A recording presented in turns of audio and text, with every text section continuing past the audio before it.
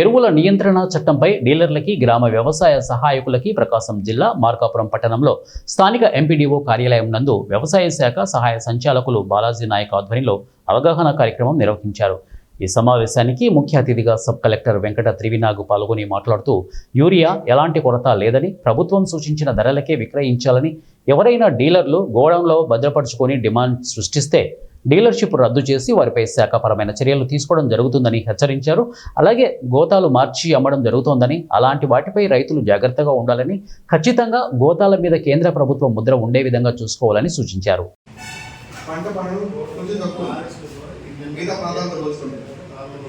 అలా అని పక్క ప్రాంతాల్లో డిమాండ్ ఉందని చెప్పేసి మన దగ్గర ఏదైతే మీ క్వాంటిటీ ఉందో మీరు చెప్పారు, ప్రతి షాప్లో ఉన్నటువంటి క్వాంటిటీ మన దగ్గర ఉంది కదా, ఎంత క్వాంటిటీ వచ్చినది, సో ఎంత క్వాంటిటీ వచ్చి మీకు రిసీవ్ చేసుకుని మా డేటా మీకు ఇస్తున్నారు ప్లస్ డే వైజ్గా మీరు ఎంత కన్జంప్షన్ చేస్తున్నారు, రైతులకు ఎంత ఇస్తున్నారని కూడా మార్నింగ్ కల్లా ఎంత బ్యాలెన్స్ కూడా మీకు చెప్తున్నారు. మేము ఇన్స్పెక్షన్ చేసేటప్పుడు బ్యాలెన్స్ మీరు ఏదైతే రిపోర్ట్ చేస్తారో based upon physical and online భూమి మీద ఏదైతే ఉందో అంతే క్వాంటిటీ మీ యొక్క ఆన్లైన్ మిషన్లో కూడా ఉండాలి.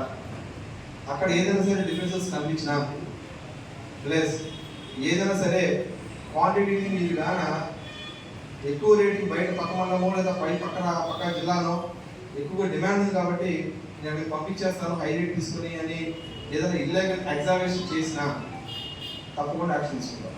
తెలంగాణ రాష్ట్రాల్లో కూడా వాళ్ళు చాలా జిల్లాల వరకు వాళ్ళకి యూరియా షార్టేజ్ అనేది ఎక్కువగా కనబడుతుంది. వాళ్ళ పరిస్థితుల్లో పొద్దున్న తాగిన దాకా 500 పడ్డాం, ఇవన్నీ చూస్తున్నాం న్యూస్లో.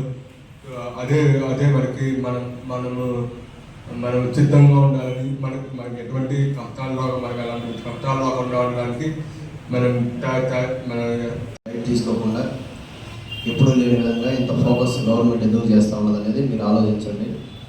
ఇంకోటి, కొంతమంది వ్యాపారులు అంటే చాలా ఉన్నాయి.